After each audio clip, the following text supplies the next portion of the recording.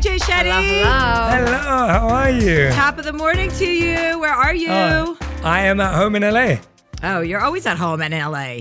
I like how, well, you're not always at home in LA, but whenever I see you on podcasts, which is primarily where I see you, you're at home in LA. Yes, exactly. How are you? Where are you?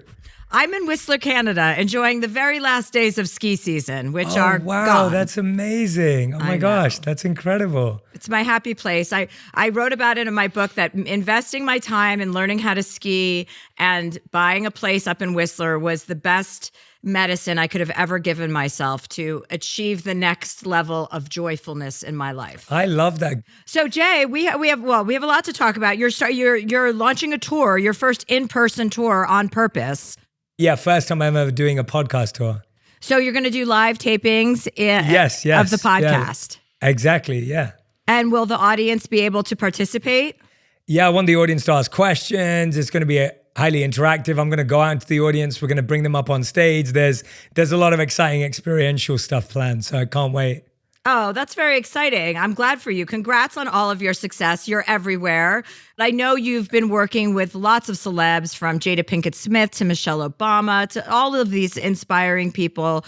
I want to ask you, how has your experience now that you live in Hollywood, I mean, so to speak, you're a big presence in the healing, meditation, self-help space, and just kind of working on yourself. How has being exposed to all of these celebrities, how has that impacted your life? And how do you think our industry works with benefiting from the work that you do? That's such an interesting question. I mean, I think the first thing it's made me realize is just how human everyone is, and how no matter what our career paths are, trajectories are, or how successful or famous someone is, that we're all dealing with the same challenges. Everyone is living in the same world, is stressed and anxious about their family, about what's happening outside of what they can't control. And so there's a real humanity that comes with it, which I really, really love. I think that what I found is there are far more people who also want to use their platform for a higher purpose and may just not know how. And a lot of people kind of found themselves into these very influential, pivotal positions. And a lot of people will say, I want to do something purposeful. I want to do something meaningful. I just don't know how to do that. I don't know what that looks like, because this is what my life has looked like for the past few decades. And so I find that there is quite an earnest, genuine desire to want to do good things and want to make a change, but not necessarily know what the vehicle for that is. And that's a really interesting conversation. And I think the other side of it is, how it's impacted my life is it's also challenged me to be really clear about what am I pursuing and what am I building. And so it's almost been a challenge for me in a healthy sense of being really clear about my purpose. I'm reminded of how valuable it is. I'll tell you a story. I remember talking to my monk teacher, who's been a monk for the last 4 decades. He's 75 years old. And when I first moved to LA, he said, you've got to be really cautious because you're moving to the capital of illusion. Those were his words. And I was really excited to move to LA. Me and my wife loved LA, and we were really looking forward to it. And we just loved the sunshine and the nature.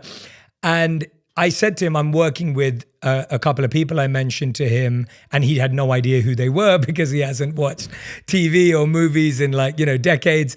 And he said to me, you're so lucky that you get to coach them on all your future challenges. And I love that statement, because it was this really beautiful way of reminding me that my life would not be free of those challenges and issues and, dichotomies. And I think that connection has always kept me focused on making sure that I keep doing the work while I'm trying to help people do the work. And so it's been a beautiful, constant reminder as well. I don't know if that makes sense. No, it totally makes sense, because I always find it more grounding to help other people that are when you're involved with someone whose situation is dissimilar than your own. it's always like a nice salve on your soul to be able to step out of yourself in service of another person. Like whenever I'm feeling down, I'm like, okay, go pay attention to someone else's life, help somebody else like that's going through something, because that is a spirit lifter as well.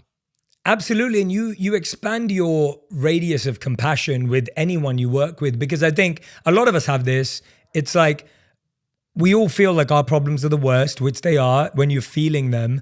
But guess what? Everyone else is feeling that way about their problems. And when you start to learn about how intricate the human mind is and how emotions work and how they're created, you start to recognize how everyone looks at their set of problems as really difficult and really challenging, even if for you it'd be a walk in the park. And so it's really fascinating expanding your radius of compassion, because you start to be able to take on more, understand people more. And I think that's what I'm excited about, is I get to travel across the world and work with people from all different backgrounds and all different walks of life. It's not just Hollywood. And to me, when I get to see people in different spaces and places, it kind of just allows me to recognize how much I don't understand about the human condition, how much more there still is to learn, how judgmental I can be, how critical I can be, how small-minded I can be. And I love challenging all of that, because I think it's really easy to think, oh, I have all the answers and I have the solutions. And then actually when you start working with more people, you realize you don't. And the most human thing you know to do is to sit with someone and hold their hands and look into their eyes and just be present with them. And then you start realizing that that is the realest thing that people need and the truest wisdom. So it's like this counterintuitive idea of that. I mean, we've heard this for ages, but it's true. The more you know, the more you realize you don't know, and how much more there is to learn. And also to meet everything with love, right? When you can come from a place of love, even when you're dealing with anger or frustration or any of the things that don't make you feel good, to just return it with love is a beautiful lesson. That's not always easy to practice with every single person, but it's a great thing to remember. Like, not to meet anger with anger, not to meet resistance with more resistance. It's like treating, like I always think about how you're supposed to treat children, when they're having a temper tantrum. You don't scream and yell at them. That doesn't get results. You have to sit there and like be patient and love them up.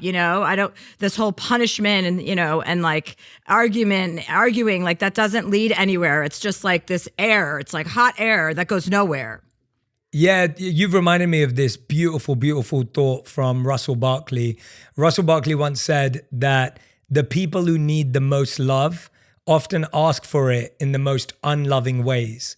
And so when I see someone's behavior, the first thing I try and think of is, how is that a plea for love? How is that a pledge for love? Whatever behavior you see from someone, whether it's anger, whether it's frustration, whether it's judgment, whether it's criticism, whether it's fear, it's them asking for love in some way. And I think we see it in children the most, where when a child's throwing a tantrum or on the floor, like crying and bashing their feet and hands, they're simply asking for presence, love, and connection. That's what they're looking for. And I think we're all just big children who are still asking for love, still seeking that approval, still wanting that connection and that embrace. And the sad thing is we don't get it. And because we don't get it, we retaliate even further. So I love what you said. And that's what I try and always imagine, is when I sit with someone and I look at them, I try to look at them as the child that was neglected, mistreated, lost, confused, stuck, because that allows me to have the compassion for them that I might not have now that you assume they're an adult. As soon as you assume someone's an adult, you assume they should have certain behaviors, manners, traits. As soon as you recognize, well, they're just a kid in an adult's body, you start thinking differently about problems and challenges. So that always helps me for sure. And then how do you frame like accountability with people who are doing the work, who are adults, but obviously we can take that framework and that attitude that everyone's a little kid. But then say you have a long friendship with somebody and they're spiritually, their intention is to spiritually grow. They're having conversations but they don't seem to be making any movement or making better decisions for themselves. They keep getting themselves in the same situation. It's just like a cyclical behavior. And like, I have somebody in my life that I struggle with because I'm like, I can't help you anymore. Like, I don't know what to do. And I honestly don't have the bandwidth. And it's not that I don't love you. I do, but I don't know how to help you move towards what you think you want. You know what I mean? Yeah. And so how do you handle those people who just kind of keep hitting a wall at an age where, you know, I went to therapy. I got my shit together and I made huge improvements. So I don't want to be a spiritual narcissist and say I'm better than anyone, but I did the work. I learned, I absorbed it, and then my output is different. So when someone can't get that ball rolling, how would you handle that? The first thing I do, and I think you've already done this, but I think it's important to point it out. The first thing I do is I think about how many steps forward I took and how many steps back I took and how often I did that on my own spiritual journey. So I think about the time when I was that person who had all these grand ambitions and grand aspirations, but still fell short. And I know in my spiritual journey, it was plenty cyclical and plenty 2 steps forward, 3 steps back. And that allows me to have a expansion of my compassion again and empathy to be like, actually, when I was on that transition and that journey, that's exactly what it looked like for me. I just forgot it because I'm somewhat on the other side now and I've got better at those habits. So that definitely is what avoids being a spiritual narcissist because, you know, I think that's such an important part. The second part is this. I really look at it. If I don't have a professional relationship with someone, I try not to force accountability on them. I look at my relationship as being one of patience, of being one of encouragement, of being one of support. And what I've found is that those people who aren't accountable, who are cyclical, there's this amazing meme I saw the other day and I loved it. And on the top, it had 5 water cups and they were all perfectly filled at the same level. So they were all half full. And it said, this is not consistency. And on the second tier, it had 1 water cup that was full, 1 that was little, 1 that was half, 1 that was 3/4, 1 that was a quarter. And it said, this is what consistency looks like. And I thought to myself, that's so true. We think consistency is I worked out 5 days a week, every day, every week of the year, 52 weeks of year. And the truth is for all of us who work out or try and stay healthy, it's like, this week I've worked out 5 days a week. Next week I might do 3. The next week I might do 7. The next week I might do 4. And so I think recognizing that consistency on a machine looks perfect, but consistency and accountability on a human looks sporadic. And then the third thing, when it comes to you feeling exhausted, and by the way, I relate to you. I have friends who I've given the same piece of advice to for 7 years. And after 7 years, I have stopped giving that advice because I realized that it is wasted because that advice is not changing their life and they don't have the capacity, the emotional availability, or the intention to change or the attraction to change. And again, I focus on what I can control. I've realized that often I was giving that advice because it sounded right, but they didn't really ask for it. They didn't really want it. They never told me they were accountable. And so I've stopped giving unsolicited advice unless someone tells me, Jay, I am accountable to you for 30 days. Tell me what to do and I will do it. Unless someone says that to me and commits that way, I just keep it as a casual friendship.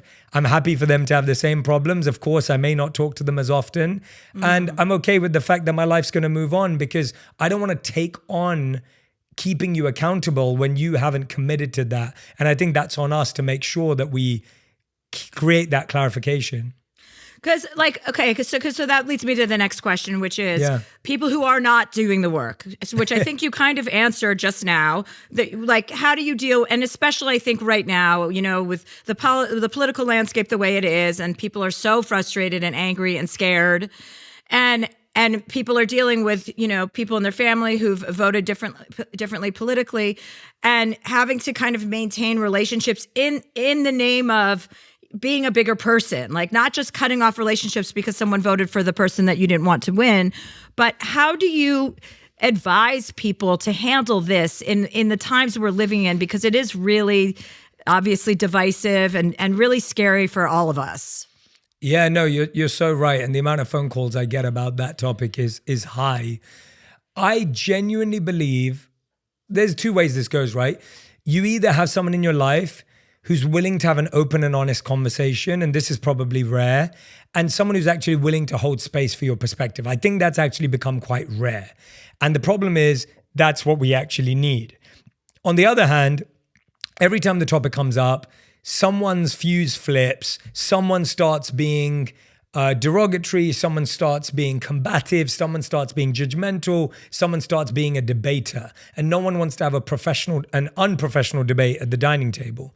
And so I think the challenge is that's what we're dealing with. We have lost the ability to have healthy conversations where we have disagreements. There's a beautiful statement that I love from F. Scott Fitzgerald where he said that the sign of a first-rate intelligence is the ability to hold two opposing ideas at the same time and still retain the ability to function.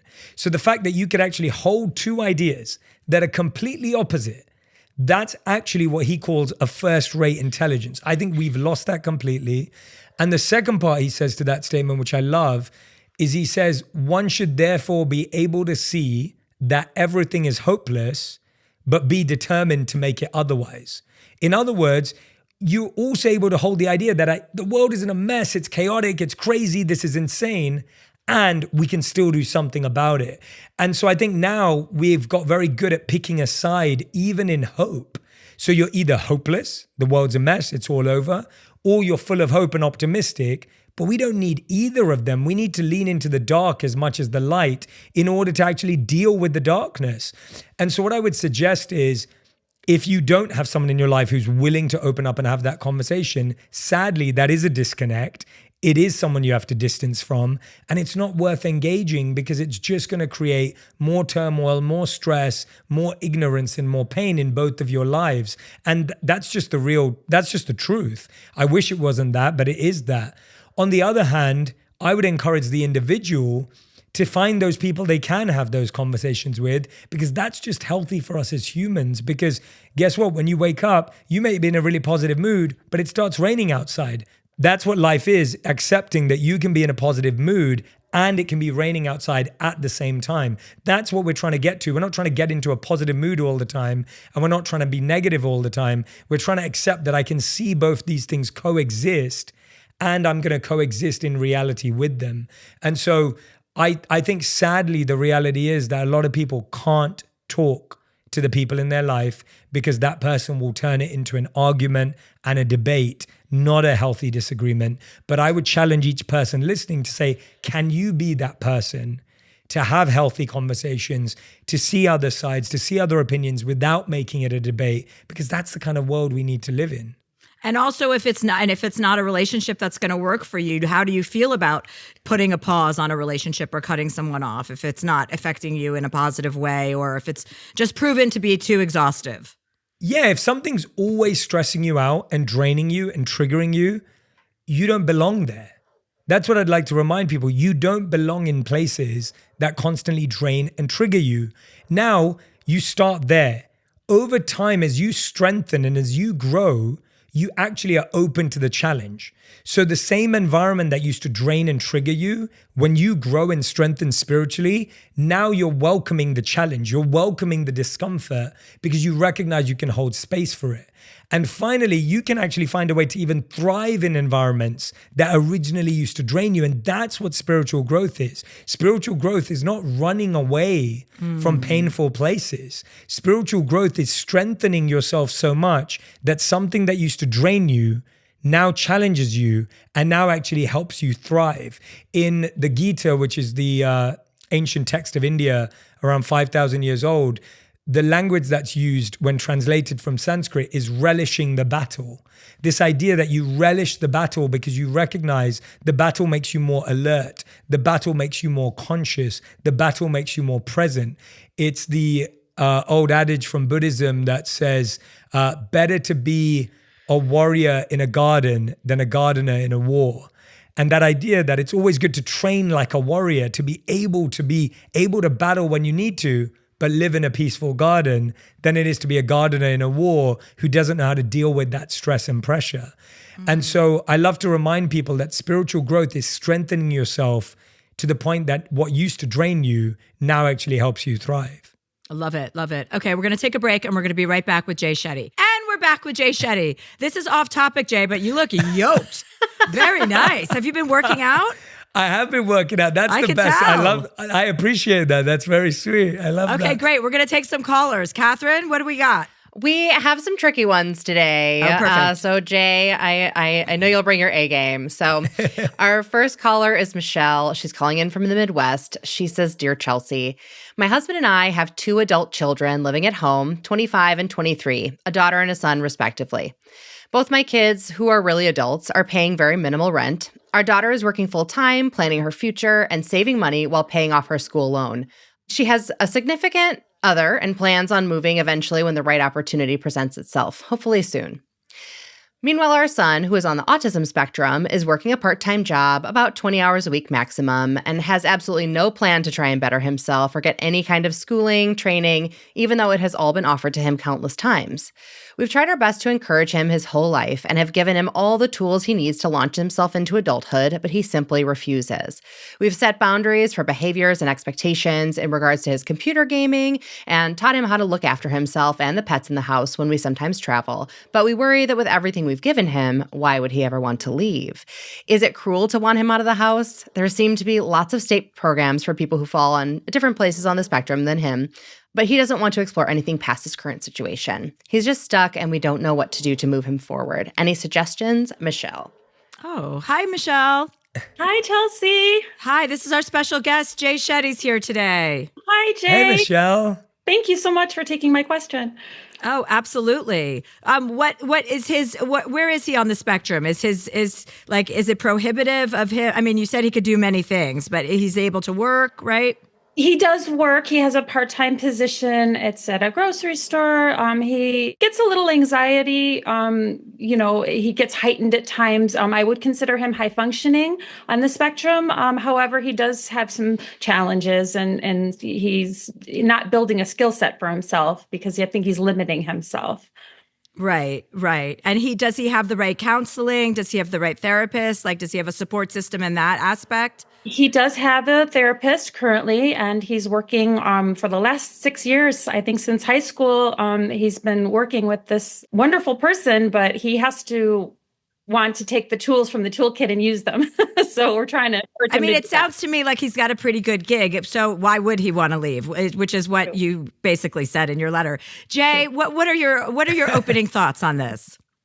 Well, Michelle, first of all, thanks for your question. And I'm sure it's been challenging on both sides, right? These things are not easy. And when I think about like the question of when's the right time for him to move out, I think the better question is he aware of what it's going to take? And it sounds like he is. And as you both just said, he seems very comfortable where he is. And so he has no need. And I think when I see people in that situation, sadly, what really helps someone move is recognizing that what is comfortable for them right now isn't going to sustain. And that actually allows people to build independence. And as you said, he has the right support. It's not like it seems like he's surrounded by a really great support system, which is so important in this scenario. I would encourage you to find ways to do it in smaller doses. Is there the ability for you to travel where he's spending a day on his own with support, of course, a weekend on his own at home, even at the house on his own, right? So he's not moving out yet. How do you kind of get into that middle ground where he's starting to learn to take care of himself in small doses, whether it's a weekend, a week, whatever that may be? So he starts to recognize, A, he gets confidence that he can do it, and B, he loses the comfort that he gets to fall back on with you. And I think that is what we're really looking at. It's a confidence and comfort place. Now, of course, we want him to be supported. We want him to be surrounded, making sure that he's not, in a position that would compromise him or cause any discomfort to an extreme sense. But at the same time, I think it's doing that. You need to go and travel. You need to go and live your life. You need to go and, it sounds like you want to go and experience things and have more freedom for yourself. I think that has to happen first in order to help him recognize that this isn't a sustainable long-term position for him and for him to have to build the tools. And rather than going through the big leap and the big jump of having his own place, having an apartment, whatever that may mean for him, it's starting to do that at home. And I think if he starts to see that and starts to recognize that you're living your life, he'll then get the conscious independence to go and do the same. Yes, I agree. We have done that. Actually, we just returned from a trip. We were gone for a solid week, and the house didn't burn down. He's there. Of course, my sister, his sister's here as well. My daughter was here, so she's a couple years older. So she's here to facilitate some things, problem solving things if needed. But basically, we've been able to travel, so I'm grateful for that. It's just the point of moving him to the next step to get him confident enough to be able to, and also have the income to support it as well, which is a challenge because he is working a part-time position. And I don't know that we're going to have to lean into something that's a little bit more sustainable. Also, I think include him in the planning, work together with him to come up with a plan so that he is part of his own future. You know what I mean? There's one thing to give somebody else a plan and be like, okay, you have 60 days and we need you to figure it out, which is not what you're suggesting anyway. But to actually give him some agency in his own future so that he can also work with you. Like we're going to all sit together and figure out how we're going to move forward and what our time frame is, what you want to do, how you're going to do this. You're going to have to move out at some point. So let's figure out what the plan is to get you in a space and a spot where you are taken care of and you're making enough money to support yourself, and let him be a part of that process. Of course. And also when you go away the next time, maybe make sure your daughter does give him more of the responsibility so that he can't depend on her and that she's not like insurance, let him have like 2 days where he's doing everything and he's not allowed to ask her for stuff and he's not allowed to ask her for backup, to start actually demonstrating independence and start acting and living it. And I think that will infuse in him some more kind of self-confidence and self-assuredness. I think you just kind of have to build somebody up before you let them fly away. And that's what it sounds like you guys maybe need to do in addition to, everything you've already done. Right.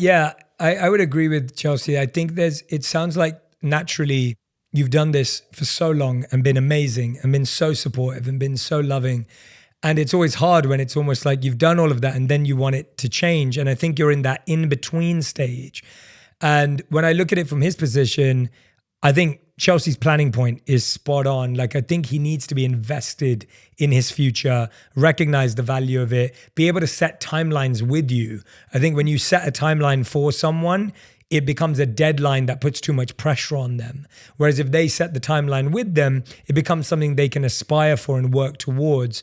And for him, confidence is going to come from competence, and competence is going to come from discomfort. And so it's the removal of comfort that's going to build competence. And exactly as Chelsea said, that if you can find a way to really set those boundaries with him and his sister so that he's not overly supported beyond what he truly does need, that couldn't be taken away. And it's not a punishment. It's not done in a negative way. It's not like, oh, we're going to take this away. I think it's done in a way to just say, like, we really believe in you. We can see that you have all these amazing skills and you've been working so hard. And I think that tone is so important too. I think when someone feels discouraged, they get disengaged and they start to feel like it's not exciting for them. Whereas this could be a really exciting opportunity for him to really raise to that barrier and raise to that next level. And so I really feel looking at it from encouragement, excitement, aspiration, rather than like frustration, stress, and comfort, if that makes sense.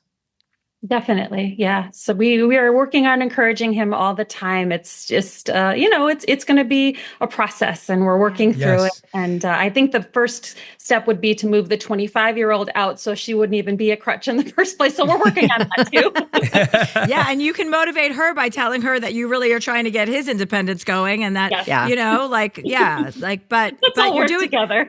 You're doing the Lord's work. Yeah. Thank you for taking care of your children in the way. Thank you.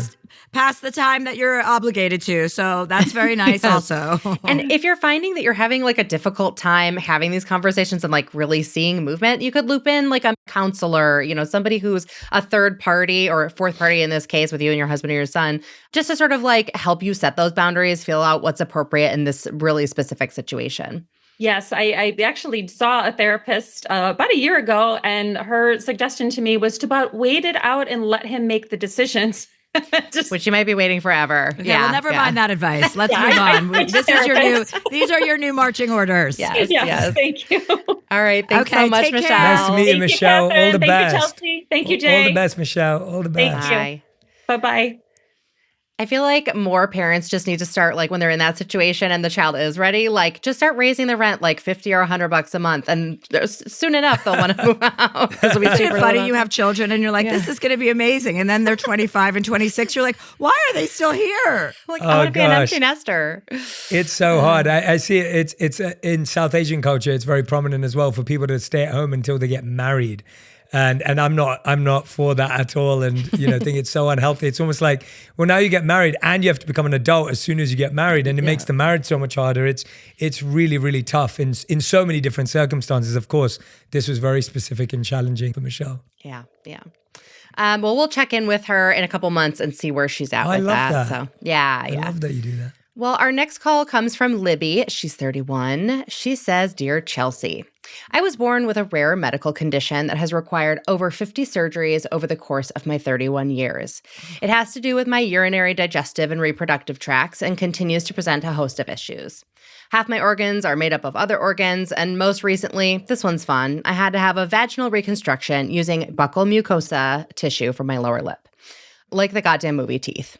The surgeon who operated on me was the first physician to understand how to treat people with my condition. Had I been born just a handful of years earlier, who knows what the outcome would have been. This doctor was brilliant, but had an ego the size of King Kong. When I first Googled my condition, I found an article in which he was interviewed. The title of the article, The Doctor Repairs Damaged Babies. It goes on to describe people with my medical condition as experiencing anatomical anarchy, and the physician is quoted as saying, "It's hard not to believe in a satanic power when looking at bodies ravaged by such a condition." Needless to say, I didn't take it well, especially as an Irish Catholic from Boston. I could go on about my medical trauma, but I'm looking for advice on how to date with such a complicated medical history. I have scars and different medical devices on my body. I have to do several medical procedures every day just to live a somewhat normal life. I've had boyfriends and girlfriends. That's right, 21st century, bitch. But for the last 3 years, I've felt stuck.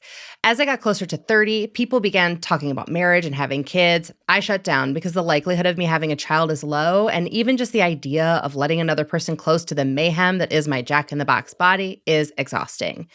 I'm not lonely. I have lots of friends, and I don't even know if I want to get married or have kids, but I'd sure like to at least be at risk of getting pregnant. In my what feels like hundreds of medical appointments each year, when they ask, any chance of pregnancy? Sometimes I lie just to make the medical assistant think I'm getting some, but I'm not and haven't for, well, that's not important. The thing is, I know this is a mental block more than anything. What should I do? How do I let people in every sense of the word? Libby. Wow. Hi, Libby. Hi. Nice to meet you.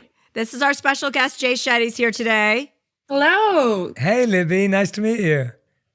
Well, Libby, the first thing I would say to you is that you really need to flip the script in your head. The fact that you have survived all these things makes you a fucking badass. You're a badass. Your body has served you, even though it doesn't feel like that. And the story that you've been telling yourself is one, and I totally get it. You've been through hell, it sounds like. And that doctor, forget about him also. You know what I mean? Who cares about him? He helped you, and who cares what that article said? That's not your problem. Let him go do his thing, and you move on to a happy, healthier life. But you're like a survivor. You have survived all of this. That is a superpower. That is not a negative. That is a positive. That means you are resilient. That means you are tough. And that means you are able to probably handle anything that comes your way. And you need to write that down and read it to yourself every morning when you wake up. That you are a survivor, that you are strong, that you are resilient, and that you are a badass. Period. That's what you need to be telling yourself, and change this whole narrative around, because you're sitting here, you're beautiful, you're healthy, yes, you have contraptions on your body. That doesn't make you any less of a person. In my opinion, that makes you more of a person. Yeah, it's definitely an interesting story. It's a good icebreaker when I meet people. Absolutely. A lot of stories to tell, I guess.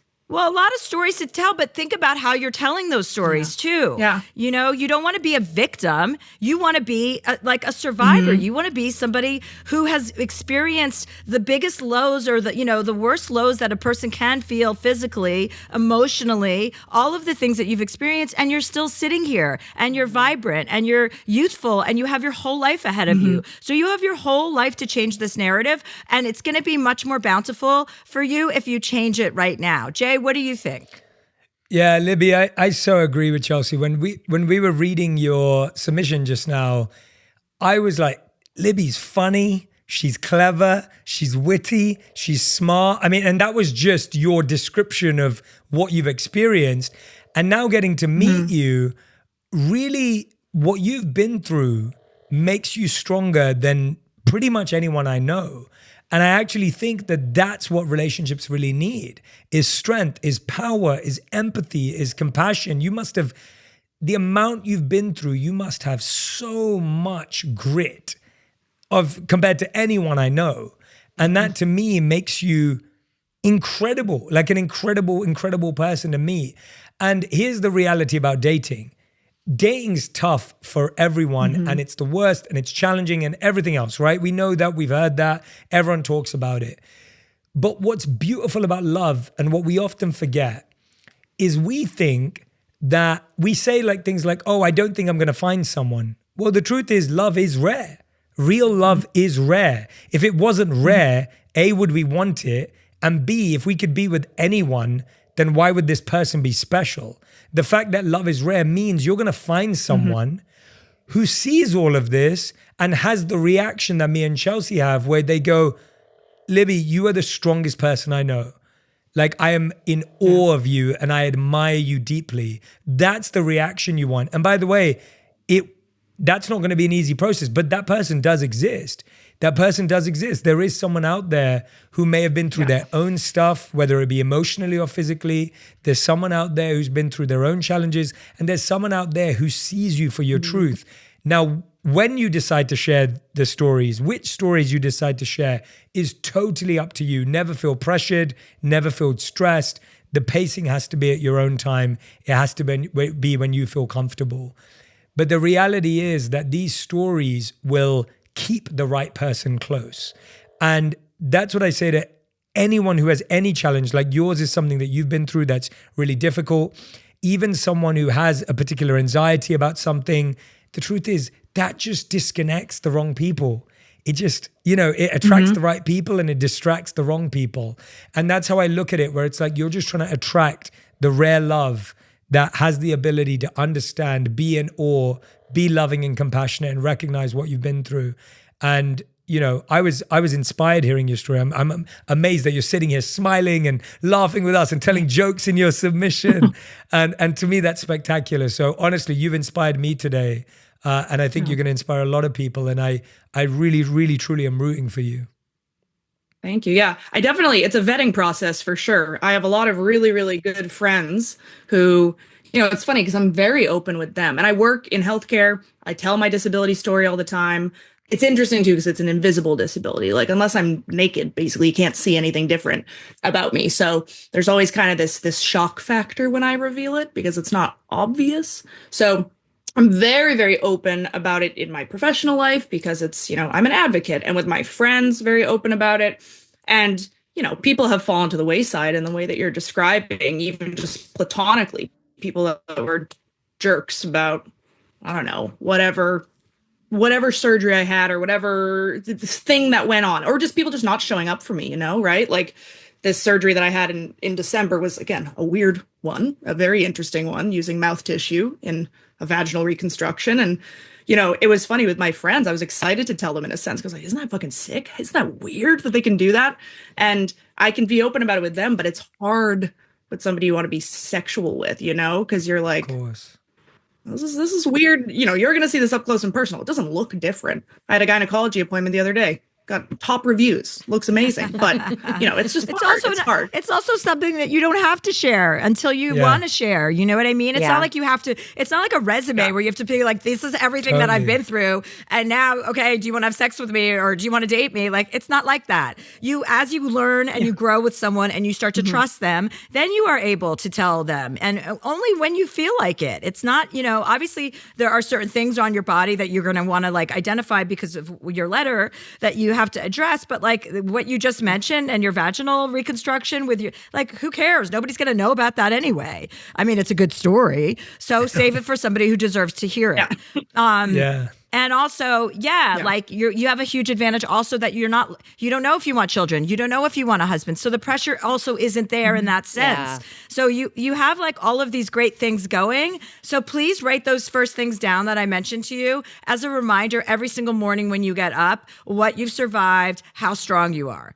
I want to recognize too, some of these like joking terms that you use, like the Jack in the Box body and that sort of thing, like that is hard won for you. I know, because you've been through so much. So in order to have like lightness and levity around this, that probably is something you've had to like cultivate, and like it's a lifesaver for you. But I also want for you to be able to rename some of the tougher stuff and be able to like send some gratitude and kindness to your body, even if that's just like doing a breathing exercise. I'm sure Jay can give us one, but putting your hand on your heart and thanking your body every day, even if it's just for a couple seconds, like really recognizing that like your body is doing wonderful things for you, even though it's, it might feel like a betrayal at times. I'm sure it does. But some of the tougher stuff, maybe renaming that with something that feels kinder to your body. That's beautiful. I'm really grateful some days because I do feel more in touch with my body than other people. And even, I'm still very young, but even as my friends get older, they come to me when there's weird things happening in their body, and they know that I have kind of greater awareness of, I've just had to listen to my body, but now I need to be thanking it. I guess, in touch with it in a different way. Yeah, exactly. Okay. I love it. All right. I love it. Thank you so much for Libby. calling in Thanks, today. Libby. So nice to meet you. Yeah, thank you so much. This is really sweet. Very cool to meet you. Great. Oh, you're the best. Okay, we're going to take a break and we're going to come back and wrap it up with, we'll take one more caller and we'll wrap up with Jay Shetty. And we're back with Jay Shetty, who's going on tour, you guys. You can see him live. Or is it jayshetty.com where people can get tickets? jayshetty.me/tour. jayshetty.me/tour. jayshetty.me/tour. Okay, great. Okay, Catherine, what do we have for our last caller? All right. Our last caller is James. He says, Dear Chelsea, I'm a 33-year-old gay man, and I'm the youngest of 4. I have 2 sisters and a brother. My sisters have kids ranging from 3 to 10 years old, 6 total between the 2 of them. For all of our lives, we've been severely emotionally abused by my narcissist dad, who also doesn't acknowledge that I'm gay because he's so conservative. He recently had one of his explosions, this time in front of the grandkids. My whole family was crying and emotional, but I was sitting there stoic. I accepted a long time ago there's no point in trying to tame a monster. My family always seems to let him back in after some time has passed, and I'm getting to my breaking point with what I should do if we all continue to allow this behavior. My mom recently made an appointment with a divorce attorney, but I'm skeptical of the follow-through. I've been a vocal advocate for separation, and I love my mom more than anything, so I don't see a scenario where I can leave her behind. Yet it seems clear that we all need to leave him behind. How do I navigate this if not everyone is on board? Sincerely, James. Hi, cutie. How are you? Good. How are you? Good. Your cute little dog is there. Yeah. This is Jay Shetty, our special guest today. Oh, hi. This is the coolest therapy session I've ever had. Hey, James. It's so nice to meet you. You too. Thank you. Okay, Jay, I'm going to let you start this. What are your thoughts initially? Well, James, first of all, I'm sorry you're having to go through that, because it's the worst when you're in a family setup where you're not accepted, you're not seen for who you are, especially, by your father. And of course, it's really, really challenging when I find that everyone else is able to look beyond someone's flaws because it may not affect them directly, or it does, but not as deeply as it's affecting you. I think the really big challenge here, having worked with many people in similar setups, even been through similar things on my own, for myself, I've found that it's really, really tough to push someone in a certain direction or to want other people to make decisions that then benefit us better. So I'm sure, and I agree with you, I'm sure you'd want everyone around you to treat your dad in a particular way so that it would be better for you. And I get why, I understand it. The challenge is all of those people are not going to change completely. And even if they change, they're not going to change sustainably. They're not going to be consistent. As you said, they'll push him out, let him back in, push him out, let him back in. And so if I was you, I'd really, really be focused on what you can control and what you can solve for yourself that allows you to be around people who are empowering of you, encouraging of you, supportive of you, that are not draining you, that are not, denouncing who you are, that are not taking away parts of your identity. But I don't think wanting and wishing and waiting for all of them to change and see what's happening is going to do the job. And I think you could waste a lot of your time and energy trying to convince them to get them there, and you're just going to be exhausted by it. And I'd rather you use all of that energy not to be exhausted, but to be engaged in things you love, to move forward with your life, to build a beautiful life. Because I think a lot of us waste a lot of time trying to fix something than we do trying to move forward. And when you're trying to fix something, especially when you're trying to fix people and their responses and their behaviors and their loyalties and their affinities, you will literally waste years of your life. And I don't want to see you waste years of your life, because it seems like you want to have a good life and build a good one and build a great one. And I can see that from your face right now. And I'd rather you be focusing all your energy on that, because that will leave you in a place where you'll be able to feel fulfilled, have the life that you desire. And now whether everyone here gets you, understands it or not, it really doesn't matter. It really, truly doesn't matter. So that's where I'd like to start. What do you think about that, James? That's kind of where it's like gone since I wrote in. Boundaries have been set, and it's just really hard, because I'm just disappointed in my sister specifically, because I'm like, we have all had the same shared experience of my dad, and like, why aren't we all rallying around my mom like we should be, but they're not because of the grandkids and stuff. And so I'm just, I've started investing more of my time in like my neighbors and friends and stuff that support me for all of these things. And my mom, like I've just been inviting her to more things. I'm trying to just invest a lot of my time in, can we just start doing things, me and you, and, Yeah. I think that's great. There's no reason that you need to have any further exposure to your father. And you can't control what anyone else in your family is going to do, but you can set an example by extricating yourself from the situation. You love your mom. You could spend time with your mom. That doesn't mean you have to spend time with your father. It doesn't mean you have to have exposure to his abusive behavior, his outbursts, any of that. Like, you taking care of yourself is setting the best example that you can set for your family, because you don't change people by asking them to change. You actually change by changing. You changing your behavior is going to have more of an impact on them than telling them what they can do. So it sounds like you're halfway there. And so double down on all of that love and happiness and your friends and your neighbors, and spending time with your mom alone and making sure that you show up for her. And it's not your fault to actually usher in their separation or divorce either. Just show up with love and compassion and be there for her. And that is the best way for you to like move through this and just really take care of yourself. Boundaries have been set. Great. That's the healthiest thing you can do. You don't have to have exposure to someone who's abusive to you. That's the hardest part, because like when we have these family get-togethers and stuff, I feel like I am forced to be exposed to him. And I'm like, I am exposed to him, but at the same time, like the mental boundaries are there where I'm like, I can be around you, but I have zero respect for you. I don't like you at all. Like, I wish you would go away. Because we get together like every week, so it's hard. Oh, wow. I'm constantly exposed. But do you have to go and expose yourself? Like, can't you skip those and spend separate time with your family where your dad's not there?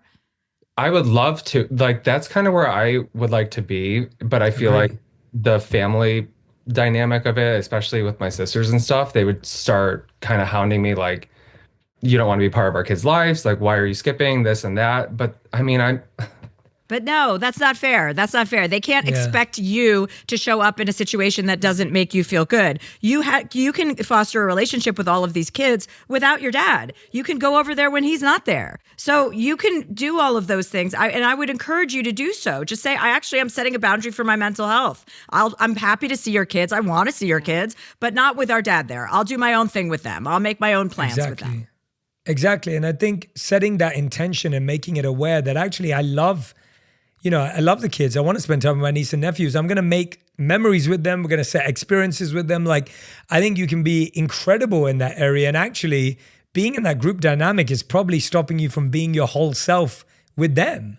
And so they're probably not even getting the best version of you. They're not getting the most loving, most beautiful, abundant version of you because you don't get to show that there because you're too busy having to keep your walls up and your guards up and, of course, protect yourself. And so I really think that it's also explaining to them that, hey, actually, this is going to be better for everyone because I get to be my whole self when I'm with you all. I don't get to be my whole self there. And I want more spaces. I can be my whole self with my niece and my nephew, with your sisters, with your mom, as you said.